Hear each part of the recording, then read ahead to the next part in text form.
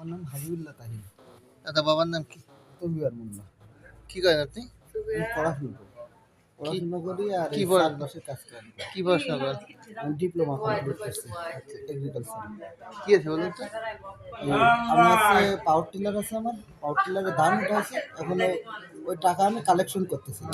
Power tiller ধান ওঠে প্রতিদিন সন্ধ্যাবেলা কালেকশন করে। মানে প্রতিদিন সন্ধ্যাবেলায় না, সিজনে আমি ধান উঠাইছি, উঠানো শেষ হয়ে গেছে, এখন টাকা পয়সা কালেকশন সমস্ত বাড়ি বাড়ি দিয়ে। জি। আচ্ছা। এবার কালেকশন করে ওই আমার যে ড্রাইভার আছে উনি থাকে গুচ্ছ গ্রামে। হ্যাঁ। ওইখানে ওর আগে গুচ্ছ দিয়ে গ্রাম কোথায়? ওই আমাদের এই একই এলাকার রামকৃষ্ণপুরী ভিতরে।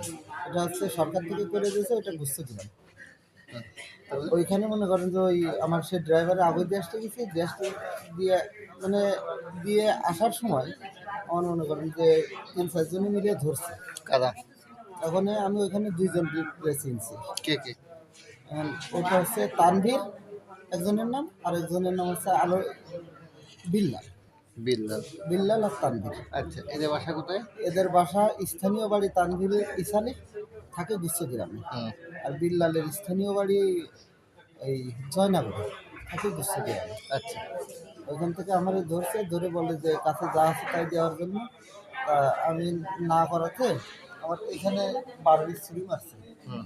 মারার পরে আমার পকেটে আরেকজন হাত দিয়ে টাকা পয়সা নিয়ে গেছে, আর 2-3 জন আমার ধরে রাখছে। কি ছিল আপনার কাছে?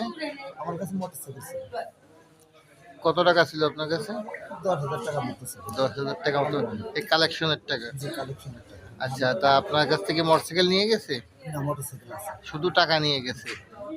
এরা কি দুইজনই ছিল?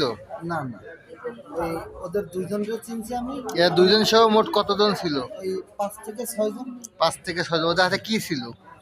ওদের কারোর হাতে কিছু দেখি নাই আমি। ওই একজনের হাতে ওই দেখছি যে আমার ছুরি মারছে এখানে। ছুরি মারছে। কে মারছে? কে নাম কি? তানভীর মারছে। তানভীর মারছে। তানভীর। হুম। তানভীরের বাবার নাম আলমগীর। আলমগীর উনি না? মৃত। তানভীর কি করে? ও গাঁজা খায়, গাঁজা করছে। গাঁজা নেশাবানি করে? হ্যাঁ, ওই এমনি কোনো কাজ করে না, ওই নেশাপানি করে আর ঘুরে বেড়ায়। সেক্ষেত্রে এরা কোনো দলদারি করে? না। এরা কি আগেও কি চুরি ছিনতাই করছে এমন কোনো? হ্যাঁ হ্যাঁ, তানভীর এই চিন্তা করছে, এই চুরি করছে, ভ্যান চুরি করছে, ওর নামে মামলাও আছে। ভ্যান চুরি মামলা আছে। কয়টার দিকে ঘটনা এটা? এটা হচ্ছে 10টার দিকের ঘটনা। 10টার দিকের ঘটনা। জি। ঘটনাস্থলটা কোথায়? ঘটনাস্থলটা ওই ইসে আপনার গুচ্ছ গ্রাম। গুচ্ছগ্রাম? কোন এটা গুচ্ছগ্রাম? হচ্ছে রামকৃষ্ণপুর গুচ্ছ গ্রাম। রামকৃষ্ণপুর। ওই তানভীরের নামে ভ্যান চুরির ঘটনার মামলা আছে, তারপরে মেশিন চুরি করছে, এগুলো মামলা আছে কিনা জানি না, তবে এটা নিয়ে অনেকবার শালির বিচারও হয়েছে আমাদের এলাকায়।